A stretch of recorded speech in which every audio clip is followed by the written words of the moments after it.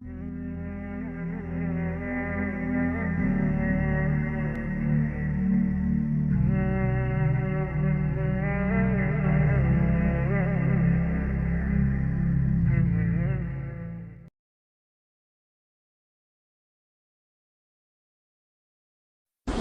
یہ نوٹ کر لیجئے، ہدایت و ضلالت اس دنیا میں جو مختلف حالتیں انسان پر طاری ہوتی ہیں، یا نعمتوں کی بارش ہو رہی ہے، یا تنگی ہے، فقر ہے، احتیاج ہے، دنیاوی حیثیت ہے، وجاہت ہے، یا دنیا میں گمنامی ہے، کسنوی پرست کے بھیا کیس تھی، کوئی آپ کا حال ہی نہیں پوچھ رہا کہ تم ہو کون، تمہارے منہ میں کتنے دانت ہیں، یا یہ کہ دنیا میں اقتدار کی کسی مسند پر انسان بیٹھا ہے، یا یہ کہ کوئی اس کے ہاتھ میں اختیار نہیں، یہ تمام جو حالات انسان پر طاری ہوتے ہیں، ان کے جواب میں جو طرز عمل فکری اعتبار سے اور عملاً انسان اختیار کرتا ہے، اس کے 4 درجے ہیں۔ پہلا درجہ ہے انتہائی گمراہی، ضل ضلالا بعیدا۔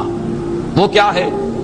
اگر عزت ہوئی، نعمتیں ملی، فلاں دیوی یا دیوتا کی نگاہ کرم ہے، اس کی کرپا سے یہ ہو گیا، اور اگر کوئی تکلیف آ گئی، مصیبت آ گئی، معلوم ہوتا ہے کہ فلاں دیوی یا دیوتا ہم سے ناراض ہو گیا، یہ کالی دیوی کی طرف سے کوئی مصیبت آ گئی ہے، یا یہ کہ یہ لکشمی دیوی کی نگاہ کرم ہے کہ ہمیں دولت مل گئی ہے۔ یہ تو ہے شرک۔ شرک ہونے کے اعتبار سے یہ ہے ضل ضلالا بعیدا، انتہائی پستی۔ اس پستی سے اوپر آئیں گے تو توحید کی پہلی منزل ہے۔ عزت دی اللہ نے دی، اگر کوئی تنگی آ گئی، فقر، تکلیف، کوئی ذلت، رسوائی، یہ بھی اللہ کی طرف سے۔ ایک اعتبار سے تو انسان ہدایت پر آ گیا، بڑی گہرائی تھی اس گندگی کی اور اس خباثت کی جو شرک جس کا نام ہے، اس سے انسان نکل آیا، نجاست سے۔ توحید تو ہے، لیکن ابھی اس میں اس کی گمراہی کا ایک ایلیمنٹ شامل ہے، اور یہ گمراہی سے جب تک آگے نہیں آئے گا، اوپر نہیں ابھرے گا، اس کا طرز عمل کیا ہوگا کہ ذرا کچھ مل گیا، عزت مل گئی، پھولے نہیں سما رہے، اب زمین پر قدم نہیں ٹک رہے، گردن اکڑ رہی، کہیں محرومی ہو گئی، کوئی تکلیف آ گئی، کوئی مشقت، فقر آ گیا، اب بجھ کر رہ گئے۔ ان دونوں کیفیات میں انسان کا پینڈولم جو ہے وہ ایکسٹریم کو جائے گا۔ یہ کب ہوگا؟ جبکہ انسان یہ سمجھتا ہے کہ اس دنیا میں جو دولت مل گئی یا عزت مل گئی تو یہ گویا کہ بڑی کوئی قابل فخر شے ہے، اور اگر یہاں پر کوئی تکلیف آ گئی، کوئی مصیبت آ گئی، فقر و فاقہ آ گیا تو یہ گویا کہ بہت ہی اہانت آمیز شے ہے۔ اگر یہ انسان سمجھے گا تو طرز عمل وہ نکلے گا، نتیجے کے طور پر جو میں بیان کر چکا ہوں، یہ گمراہی ہے۔ اس گمراہی سے نکلیں گے تو آپ کس مقام پر آئے؟ دوسری منزل ہدایت کی کیا ہے؟ نہ یہ عزت ہے نہ یہ ذلت ہے، دونوں حیثیتیں برابر ہیں کہ یہ امتحان ہے۔ اسی لیے ان دونوں آیتوں میں ایک لفظ قدر مشترک ہے، اذا مبتلاہ، فاما الانسان اذا مبتلاہ ربہ فاکرمہ ونعمہ۔ یہ بھی ایک ابتلا ہے، آزما رہا ہے اللہ، کبھی وہ دے کر آزماتا ہے، کبھی چھین کر آزماتا ہے، کبھی فقر و فاقہ سے آزماتا ہے، کبھی وہ کثرت دولت اور کثرت مال سے آزماتا ہے، کبھی وہ صحت دے کر آزماتا ہے کہ یہ قوت اور توانائی اور صحت جو میں نے دی ہے یہ اس میں کیا کرتا ہے، کبھی وہ مرض کے ذریعے سے آزماتا ہے کہ صبر کرتا ہے کہ نہیں کرتا۔ ہمارے لیے شکوہ اور شکایت تو اس کی زبان پر نہیں آ جاتی، نالا اور شیون تو نہیں آ جاتا، تکلیف جھیلتا کہ نہیں جھیلتا، اس میں تحمل ہے کہ نہیں ہے، تو صبر کرتا ہے یا شکر کرتا ہے۔ یہ دونوں کیفیات در حقیقت اس اعتبار سے مساوی ہے، یہ بھی امتحان، یہ بھی امتحان۔ یہ حقیقت جب سامنے ہوگی، اب وہ پینڈولم جو ہے وہ بہت کم ہو جائے گا، یعنی انسان میں طبعی طور پر تو ایک اثر ہوتا ہے غیر اختیاری، کسی چیونٹی نے کاٹا آپ کے پاؤں پر، آپ اپنا پاؤں ہٹا لیں گے، اس میں کوئی ارادہ نہیں، یہ ریفلیکس ایکشن ہے، غیر اختیاری فعل ہے۔ اس حد تک تو انسان ضرور متاثر ہوتا ہے، اس سے تو کوئی انسان جو ہے وہ بلند تر نہیں ہو سکتا۔ حضرت ابراہیم رضی اللہ تعالیٰ عنہ، حضور کے وہ نومولود فرزند، انتقال جب ہو رہا تھا، آپ کی آنکھوں میں آنسو آ گئے۔ اب یہ طبعی اثر ہے، ایک فعل ہے، انفعالی کیفیت ہے جو بالکل طبعی ہے، لیکن یہ نہیں کہ اس کی وجہ سے انسان کی زبان پر کوئی شکوہ آ جائے، کوئی شکایت آ جائے، یہ نہیں ہوگا، یہ ایمان کے منافی ہے۔ اسی طریقے سے اگر کوئی خوشی ہوئی ہے تو چہرے کے اوپر ایک نکھار آ جائے گا، تبسم آ جائے گا، اس سے زائد نہیں۔ اس حد تک تو یوں سمجھیے کہ انسان کا طبعی تقاضا ہے۔ اس سے زیادہ یہ پینڈولم اگر سوئنگ کر رہا ہے تو گویا کہ اس حقیقت سے انسان محجوب ہے کہ یہ بھی امتحان ہے، یہ بھی امتحان ہے، جو ہم سورہ حدید میں پڑھ چکے ہیں۔ ما اصاب من مصیبت فی الارض ولا فی انفسکم الا فی کتاب من قبل ان نبراها ان ذلک علی اللہ یسیر لکی لا تعصوا علی ما فاتکم ولا تفرحوا بما آتاکم۔ اللہ تمہیں کچھ دے تو اتراؤ مت، اللہ تم سے کچھ چھین لے تو اس کے اوپر افسوس مت کرو. یہ نتیجہ ایمان کا نکلنا چاہیے. اگر تمہیں ایمان ہے اللہ پر، اگر تمہیں یقین ہے کہ جو کچھ ہوا ہے اللہ کے اذن کے بغیر نہیں ہوا، اگر تمہیں یقین ہے کہ اللہ نے جو میرے لیے طے کیا ہے اس میں میرے لیے خیر ہی ہے، چاہے فی الحال فی الوقت فوری طور پر مجھے ناگوار محسوس ہو رہی ہے بات، لیکن یقیناً میرے لیے اس میں خیر ہے میرے رب کی طرف سے کہ ہر چساقی ما ریخت عین الطاف است. ہم تو شارٹ سائٹڈ ہیں، ہم دیکھ نہیں سکتے کسی شے کو، ہم اس کے ظاہر کو دیکھ کر گھبرا اٹھتے ہیں کہ یہ تو تکلیف آ گئی، کیا پتا اسی کے پردے میں اللہ کی رحمت آ رہی ہے. میں نے وہ رئیس امروہوی کے اشعار آپ کو کئی دفعہ سنائے ہیں. وہ وقت آیا کہ ہم کو قدرت ہماری سعی و عمل کا پھل دے، بتا رہی ہے یہ ظلمت شب کہ صبح نزدیک آ رہی ہے. ابھی ہے کچھ امتحان باقی، فلاکتوں کے نشان باقی، قدم نہ پیچھے ہٹے کہ قسمت ابھی ہمیں آزما رہی ہے. رئیس اہل نظر سے کہہ دو کہ آزمائش سے جی نہ ہارے، جسے سمجھتے ہو آزمائش وہی تو بگڑی بنا رہی ہے. اسی آزمائش سے تو بگڑی بنے گی، اسی سے تو تمہارا خیر جو ہے اجاگر ہوگا، سامنے آئے گا، پتہ چلے گا who's who, what is what. ابو بکر میں کتنا یقین اور ایمان تھا، یہ کیسے معلوم ہوگا؟ کیسے معلوم ہوگا کہ بلال میں کتنا سہار، کتنا تحمل تھا، کتنا صبر تھا، اگر وہ مصیبت ان پر نہ آتی کہ جو امیہ ابن خلف کے ہاتھوں ان پر قیامت ٹوٹ رہی تھی. تو یہ ساری چیزیں جو ہے ما اصاب من مصیبت فی الارض ولا فی انفسکم الا فی کتاب من قبل ان نبرأ ان ذلک علی اللہ یسیر لکی لا تأسوا علی ما فاتکم ولا تفرحوا بما آتاکم واللہ لا یحب کل مختال فخور.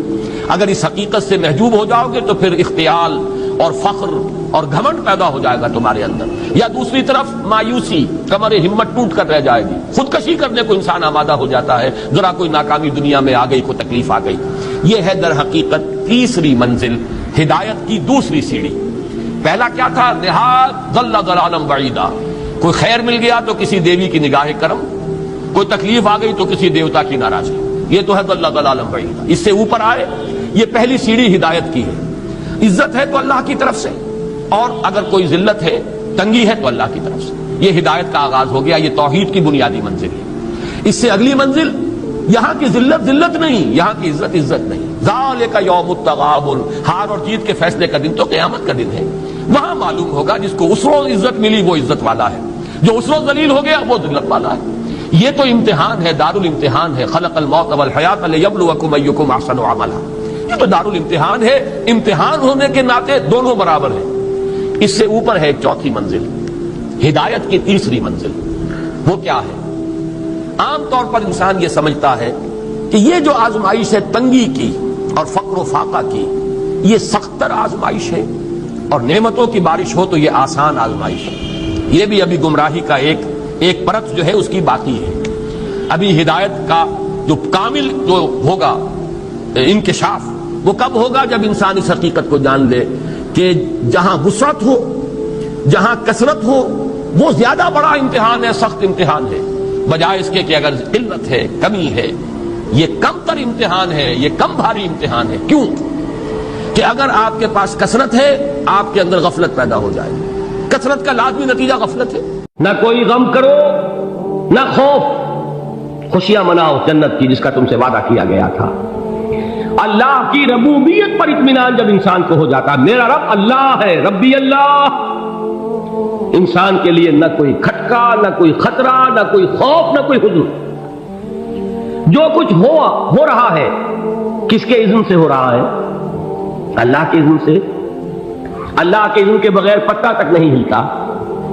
یہ کوئی اندھا بہرا مادہ نہیں ہے جس سے مجھے کوئی خوف ہو.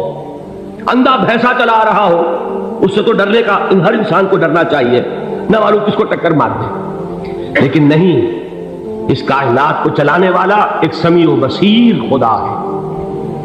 وہ جو میرا دوست ہے، میرا ولی ہے. اللہ ولی الذین آمنوا یخرجہم من الظلمات الی النور. اللہ اہل ایمان کا ولی ہے، ساتھی ہے، پشت پناہ ہے، مددگار ہے، حمایتی ہے. بتائیے جسے یقین ہو جائے کہ اللہ میرا مددگار، اللہ میرا محافظ، اللہ میرا پشت پناہ، اللہ میرا حمایتی، اس کے لیے کوئی خوف ہوگا؟ اس سے کوئی ڈر ہوگا؟ میں مثال دیا کرتا ہوں ایک بہت سادہ، پنجاب کے دیہات کی. تو بڑا چودھری ہے اور کوئی غریب کسان ہے. اس غریب کسان کہ جانوروں کو ہر وقت اندیشہ ہوگا چوری کا، کوئی میری بھینس کھول کر نہ لے جائے، کوئی میرا بیل کھول کر نہ لے جائے. لیکن جس کے بارے میں یہ سب کو معلوم ہو کہ وہ جو بڑا چودھری ہے وہ اس کا دوست ہے، اس کی بچیا کو کوئی خوف ہوگا؟ اس کی بھینس پر کوئی ہاتھ ڈالے گا؟ اسے کوئی اندیشہ ہوگا؟ نہیں. کیوں؟ کہ وہ بڑا چودھری، بڑا اس کا یہاں کا سردار، جاگیردار، سب کو معلوم ہے وہ میرا دوست ہے، کوئی میرے خلاف اقدام نہیں کر سکتا. اس دنیا میں یہ چھوٹی سی بات اگر آپ کے دلی اطمینان اور سکون کا باعث بن سکتی ہے تو ذرا تصور کیجئے. میں لفظ تصور استعمال کروں گا صرف اس لیے کہ اس کا ہم جس کو کہتے ہیں ادراک اور شعور کر نہیں سکتے، اگر کے ساتھ کر سکتے. اگر یقین ہو کہ اللہ میرا مددگار اور یقین ہو کہ اللہ ہر آن میرے ساتھ ہے، پھر کوئی خوف؟ کس کا خوف؟ کوئی شے اللہ سے بالا تر ہے؟ کوئی قوت اس سے زیادہ طاقتور ہے؟ کوئی اس کے ارادے کو بدلنے والا ہے؟ کوئی اس کی مشیت کے آڑے آنے والا ہے؟ یہی بات ہے جو حضور نے فرمائی. یہ ایمان کا حاصل ہے لب لباب، کہ دیکھو اچھی طرح اس بات کو ذہن نشین کر لو.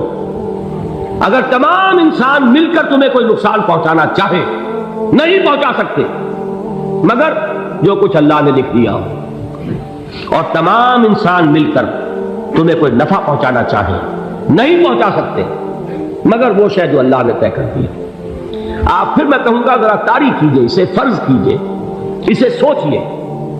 اگر اس حدیث پر ہمارا دل ٹھکا ہوا ہو تو کسی سے ڈر ہوگا یہ مجھے نقصان نہ پہنچا دے، یہ میری رپورٹ خراب نہ کر دے، یہ میری انکریمنٹ نہ رکوا دے، یہ میرا یہ نہ بگاڑ دے، یہ میرا یہ نقصان نہ پہنچا دے. اس کا ڈر، اس کا ڈر، اس کا خوف، اس کی خوشامد، اس کے لیے جا کر طرح طرح سے اپنی عزت نفس کو ذلیل کروانا اس کے سامنے. یہ سب کچھ کیوں کرتا ہے انسان؟ جب سمجھتا ہے کہ اس کے ہاتھ میں میرا کوئی نفع ہے، اس کے ہاتھ میں میرے لیے کوئی ضرر ہے، یہ مجھے کوئی گزن پہنچا سکتا ہے، یہ مجھے کوئی نقصان پہنچا سکتا ہے، یہ میرا کوئی کام بنا سکتا ہے، یہ میری کوئی ضرورت پوری کر سکتا ہے. اسی کا نام شرک ہے.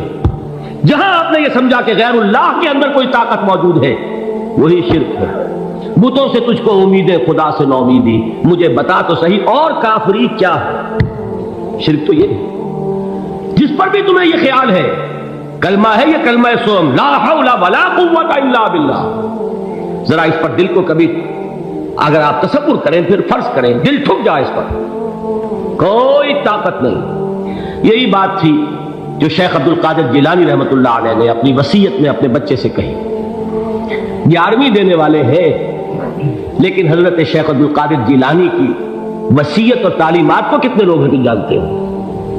یہ جن مقامات تک پہنچے ہیں وہ کس چیز کی بدولت پہنچے؟ انہوں نے جو پیغام دیا وہ کیا تھا؟ اے میرے بچے، جس طریقے سے قرآن مجید میں حضرت لقمان کی نصیحتیں جو ہے نقل کر دی گئی ہیں، میں یہ عرض کروں گا بالفرض اگر قرآن حضرت عبد القادر جیلانی کے بعد نازل ہوا ہوتا تو شیخ عبد القادر کی یہ نصیحتیں بھی قرآن میں درج ہوتی. اتنی اونچی نصیحتیں ہیں. اے میرے بچے، اس حقیقت کو ذہن نشین کر لے، لا فاعل فی الحقیقت ولا مؤثر الا اللہ. اس کائنات میں نہ کوئی فاعل حقیقی ہے نہ مؤثر حقیقی ہے سوائے اللہ. کسی شے میں کوئی تاثیر نہیں اگر اللہ نہ چاہے. آگ جلا نہیں سکتی اگر اللہ نہ چاہے، پانی ڈبو نہیں سکتا اگر اللہ نہ چاہے، زہر ہلاک نہیں کر سکتا اگر اللہ نہ چاہے، کوئی چیز فائدہ نہیں پہنچا سکتی اگر اللہ نہ چاہے. تو در در پہ کیوں سر جھکاتے ہو؟ در در پر کیوں جبیں سائی کرتے ہو؟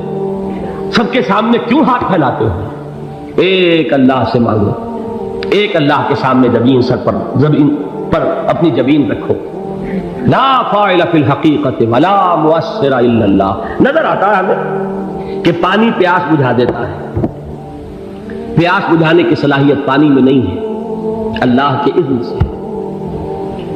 کھانا بھوک مٹا دیتا ہے، بھوک مٹانے کی صلاحیت کھانے میں نہیں ہے، اذن رب میں. دیکھیے یہی یقین تھا. حضرت موسیٰ علیہ السلام کا واقعہ یاد کیجئے. سامنے سمندر آ گیا ہے، قوم دیکھتی ہے پیچھے کہ گرد و غبار کا طوفان. معلوم ہوا کہ فرعون اپنے لشکر سمیت آ گیا. لشکر جب چلتا تھا تیز رفتاری کے ساتھ تو گرد و غبار کا جو طوفان اٹھتا تھا اس کا تصور کیجیے. اور لمحہ بلمحہ وہ قریب آ رہا ہے۔ پوری قوم نے کیا کہا؟ اے موسیٰ انا لمدرکون، اے موسیٰ ہم تو پکڑے گئے۔ قرآن مجید میں تو یہاں وہ باتیں نہیں لکھی ہیں، لیکن تورات میں یہ درج ہے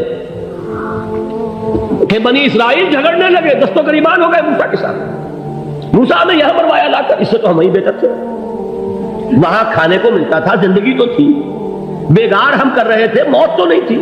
اب جو کچھ ہوگا اس کا تصور کرو، جس طریقے سے ہمارے ٹکڑے اڑائے جائیں گے۔ تو لڑ رہے ہیں حضرت موسیٰ علیہ السلام سے، یہ تورات کی تفصیل ہے۔ قرآن میں صرف اتنا آیا ہے، پریشان ہو کر انہوں نے کہا انا لمدرکون، موسیٰ ہم کو پکڑے گئے۔ اس وقت موسیٰ کا جواب کیا ہے؟ کلا ان معی ربی سیہدین، نہیں، میرے ساتھ میرا رب ہے، وہ راستہ دے گا۔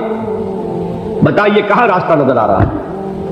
یہ ہے ایمان بالغیب۔ راستہ نظر نہ آئے تب اللہ پر یقین ایمان ہے، جیب میں پیسے ہوں اور تب دل کو اطمینان ہے، تو ایمان کس پر ہوا؟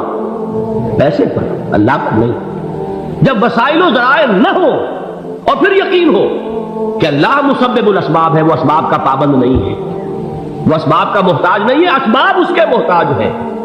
اگر یہ یقین ہے تو اللہ پر ایمان ہے، یہ نہیں ہے تو تمہارا ایمان اسباب پر ہے، وسائل پر ہے، ذرائع پر ہے، مادیات پر ہے، اللہ پر نہیں۔ اس وقت کہاں راستہ تھا؟ کوئی راستہ تھا؟ سمندر ہے اور ادھر سے لشکر آ گیا ہے۔ کلا ان معی ربی سیہدین۔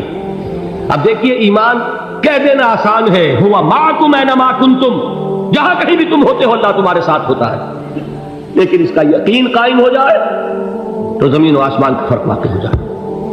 یہی بات ہوئی حضور کے ساتھ۔ غار ہے، چھپے ہوئے ہیں محمد رسول اللہ اور آپ کے وہ یار غار ابو بکر صدیق رضی اللہ تعالی عنہ۔ اقبال نے حضرت ابو بکر کی شان میں چند اشعار کہیں صرف، لیکن واقعہ یہ ہے کہ بھاری بھاری نظموں پر اور قصیدوں پر بھاری ہے، طویل ترین نظمیں اور قصیدے ہوں ان پر بھاری ہے۔ ہمتیں ابو بکر کی ہمت جو ہے، کشت ملت را جو اب جیسے بارش سے کھیتی اپجتی ہے، ابو بکر کی ہمت اور عزیمت اس امت کو اسی طرح سینچنے والی ہے۔ ثانیے اسلام و غار و بدر و قبر، وہ دوسرے تھے اسلام میں، دوسرے پہلے کون تھے؟ انا اول المومنین، حضور فرماتے ہیں سب سے پہلا ایمان لانے والا میں، دوسرے ابو بکر۔ ویسے ہمارے ہاں یہ چلتا ہے اختلاف، حضرت علی پہلے ہیں کہ حضرت ابو بکر پہلے ہیں، لیکن اس میں بڑی خوبصورت تطبیق قائم کی ہے علماء نے اور بہت صحیح ہے۔ چار کے بارے میں فیصلہ ہی مت کرو کہ کون پہلے، ان کی ایک عجیب تقسیم کر دی ہے۔ آزاد مردوں میں، بالغ مردوں میں سب سے پہلے ابو بکر، بچوں میں سب سے پہلے علی، خواتین میں سب سے پہلے خدیجہ، اور غلاموں میں سب سے پہلے زید بن حارثہ۔ بڑی پیاری تقسیم ہے، یہ چاروں ہی پہلے ہیں، ہر ایک کے لیے اولیت ہے۔ اور واقعہ یہ ہے کہ اگر زمانی اعتبار سے تعین ہوگا تو پہلے خدیجۃ الکبریٰ آئیں گی رضی اللہ تعالی عنہ، کسی اور سے بات کرنے کی نوبت بعد میں آ سکتی ہے، پہلے تو اہلیہ محترمہ سے بات ہوئی، آتے ہی پہلی وحی ہوئی ہے، ابھی تبلیغ کا حکم نہیں تھا۔ کس کو بتایا واقعہ؟ ابھی اپنی نبوت کی تبلیغ کا تو حکم ہی نہیں آیا، واقعہ کس کا ہے؟ وہ خدیجہ کا ہے۔ جب کہا ہے کہ خشیت علی نفسی، مجھے اپنی جان کا اندیشہ ہے، تو کیا جواب دیا خدیجہ نے رضی اللہ تعالی عنہا؟ وہ صدیقۃ الکبریٰ ہے، صدیقات جو ہے خواتین ان میں چوٹی پر خدیجۃ الکبریٰ ہے رضی اللہ تعالی عنہ، اور صدیق جو مرد ہیں ان میں صدیق اکبر ہے ابو بکر صدیق رضی اللہ تعالی عنہ، لیکن صدیقات میں چوٹی پر۔ جب حضور نے فرمایا خشیت علی نفسی، کیا فرمایا، کیا عرض کیا، کیسے تسلی دی؟ نہیں، اللہ آپ کو ضائع نہیں کرے گا، آپ غریبوں کے ہمدرد ہیں، آپ مساکین کے تکالیف رفع کرنے والے ہیں، آپ بیواؤں کی سرپرستی کرتے ہیں، آپ مسافروں کی خدمت کرتے ہیں، اللہ آپ کو ضائع نہیں کرے گا۔ یہ یقین ہے اس خاتون کے اندر۔ خیر وہ ایک علیحدہ بات ہو جائے گی۔ میرے دل پر حضرت خدیجہ رضی اللہ تعالیٰ عنہ کی شخصیت کا بڑا گہرا نقش ہے، جو وہ کوئی اور ہی وقت اور موقع ہوا تو بیان ہوگا۔ بہرحال اقبال نے ایک مصرے میں جو 4 اولیتیں جمع کر دی ہیں، ہمتیں او کشت امت را چو ابر، ثانی اسلام و غار و بدر و قبر۔ اسلام میں حضور کے بعد پہلے کون؟ ابو بکر۔ غار میں حضور کے ساتھ کون؟ ابو بکر۔ بدر کی رات اللہ کا رسول سرب سجود، وہ جھاڑ، وہ گھاس پھوس کی جو جھوپڑی بنائی گئی تھی، اور وہاں تلوار ننگی لے کر پہرا دینے والا کون؟ ابو بکر۔ اور اس حجرہ عائشہ میں محمد کے بعد سب سے پہلے دفن ہونے والا کون؟ ابو بکر رضی اللہ تعالی عنہ صلی اللہ علیہ وسلم۔ وہ جو معاملہ میں سنا رہا تھا غار ثور کا، حضرت ابو بکر بھی حضور کے خیال سے لرز گئے ہیں۔ آپ کو یاد ہوگا کہ جا کر پہلے تمام جتنے سوراخ تھے انہیں بند کیا ہے، ایک سوراخ رہ گیا تھا جس کو بند کرنے کے لیے کوئی کپڑا نہیں تھا، وہاں اپنی ایڑی رکھی ہے، تب کہا ہے حضور سے تشریف لائیے، اور اپنے زانو پر حضور کو لٹایا ہے، اور وہاں کسی موذی جانور نے کاٹا ہے، حضور کی آنکھ لگ گئی تھی، اس وقت اس بل کے اندر جو بھی بچھو ہے کیا ہے واللہ عالم، اس نے کاٹا ہے، اس کی تکلیف کی وجہ سے ابو بکر کی آنکھوں سے آنسو ٹپک گئے، حضور کے چہرے مبارک پر پڑے ہیں، تو حضور جاگے ہیں، معاملہ کیا ہے؟ ایڑی نہیں ہٹائی وہاں سے، مبادا وہ جانور وہاں سے نکل کر محمد الرسول اللہ کو کوئی گزن پہنچا دے، ابو بکر کی ایڑی ہے، جس طرح چاہے کھا لے، ختم کر دے، جان نکل جائے تب کوئی آنچ آئے محمد پر تو آئے، لیکن جیتے جی نہیں۔ وہ ہے ابو بکر حضور کے خیال سے۔ اس وقت حضور نے پھر اپنا لعاب دہن لگایا ہے، اور اس سے پھر آپ کی تکلیف ختم ہوئی۔ جیسے خیبر میں حضرت علی کی آنکھ دکھ رہی تھی، اس کو جو شفا حاصل ہوئی ہے وہ بھی حضور کے لعاب دہن سے ہوئی۔ تو بہرحال اس وقت انہوں نے کہا ہے کہ اے نبی یا رسول اللہ، اگر اس وقت ان میں سے کسی نے غیر ارادی طور پر بھی اپنے قدموں کی طرف جھانک لیا تو پکڑے جائیں۔ کیا جواب تھا اللہ کے رسول کا؟ لا تحزن ان اللہ معنا، اللہ ہمارے ساتھ ہے، کیوں گھبراتے ہو ابو بکر؟ یہ ہے ایمان باللہ، میرا مالک اللہ، میرا رازق اللہ، میرا محافظ اللہ، میرا مددگار اللہ، میرا پشت پناہ اللہ، میرا دوست اللہ۔